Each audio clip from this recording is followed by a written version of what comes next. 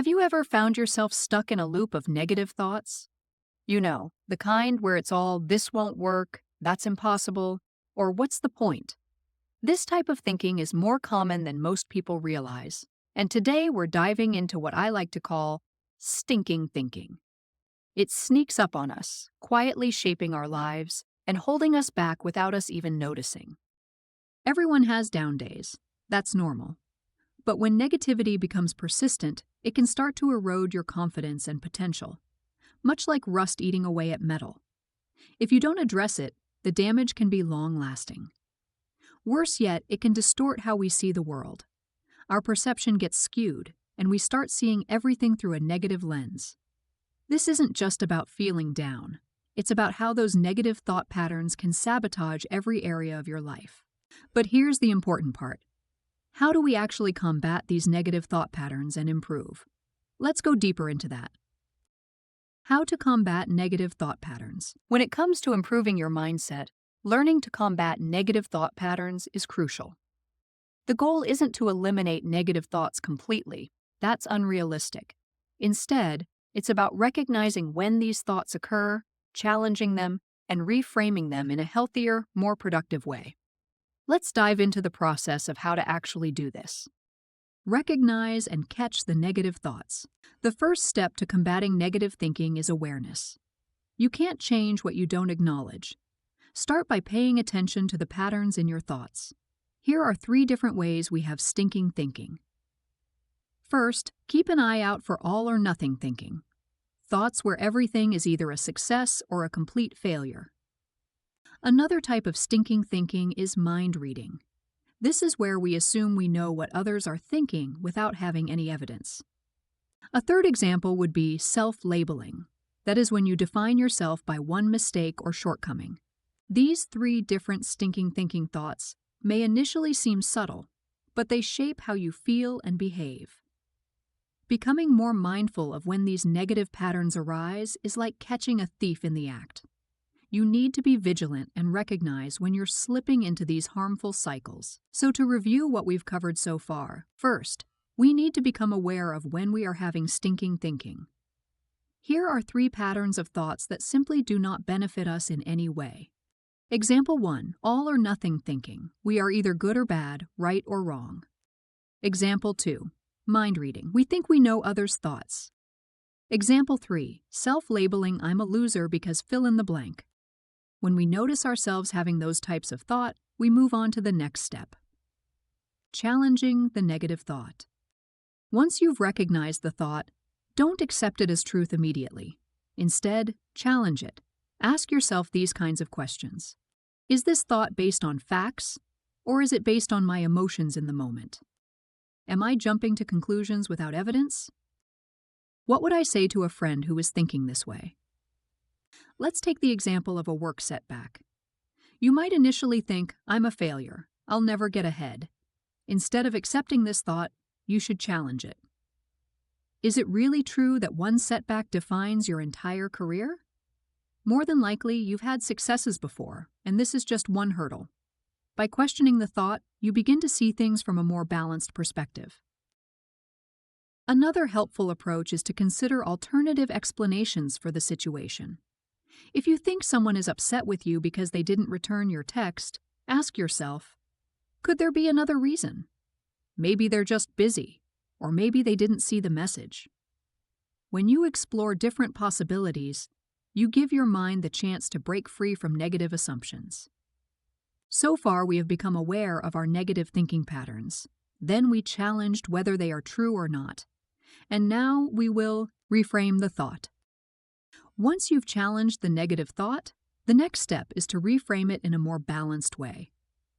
Reframing isn't about turning everything into sunshine and rainbows. It's about creating a more realistic perspective that allows for growth and learning.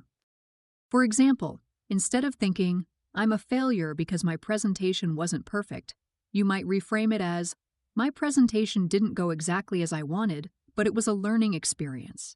Now I know how to improve for next time. By reframing the thought, you take the power away from the negativity and create space for improvement and growth. When it comes to self-labeling, such as calling yourself clumsy or stupid after a mistake, reframe the incident as an isolated event.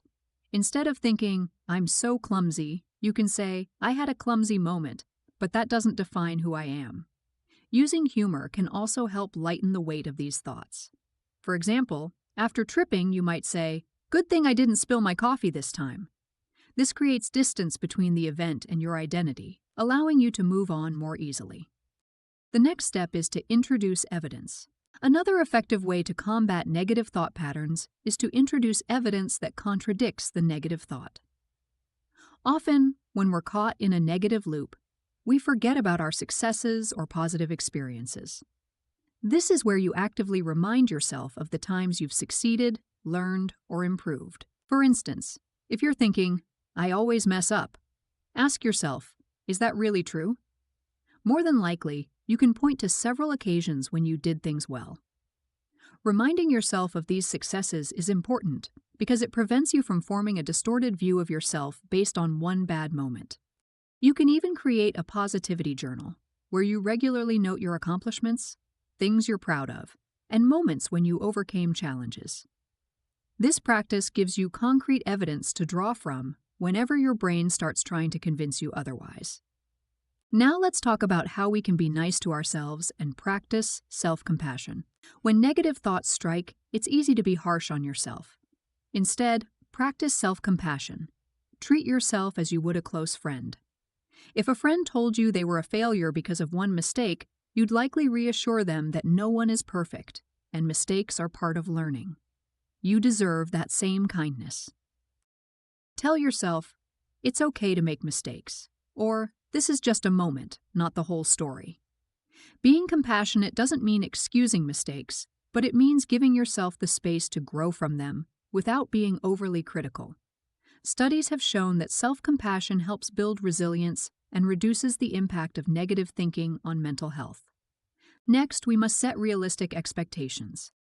A lot of negative thinking stems from setting impossibly high standards for yourself. Instead of aiming for perfection, aim for progress.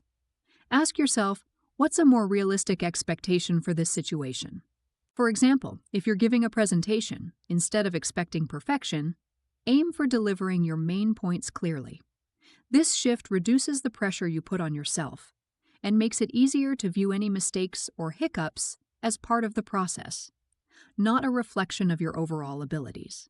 Now, this next step is powerful. Introduce gratitude. Gratitude is one of the most effective ways to combat negativity.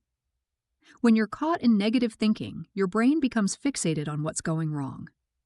Gratitude shifts your focus to what's going right. Make a habit of listing at least 3 things you're grateful for each day. They don't have to be major accomplishments. They can be as small as enjoying a good meal, a warm conversation, or a sunny day. Over time, this practice rewires your brain to notice the positives more naturally, helping you avoid slipping into negative spirals.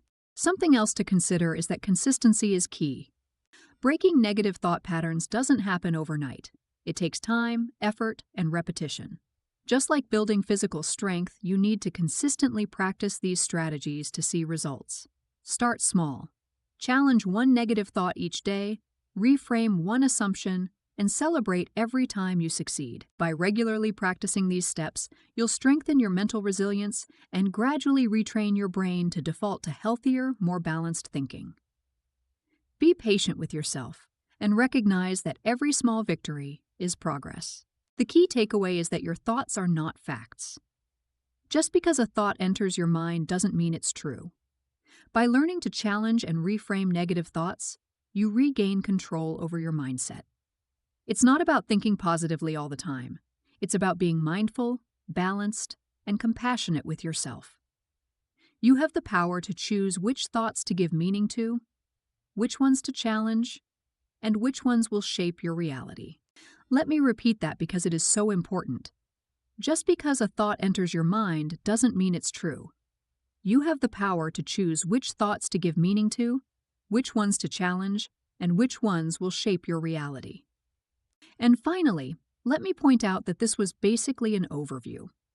I have created more in-depth videos that take each of these recommendations we just covered and give you more useful things you can do daily to improve your life. It's what I call becoming better and better. If the video was helpful, please like, comment, and subscribe.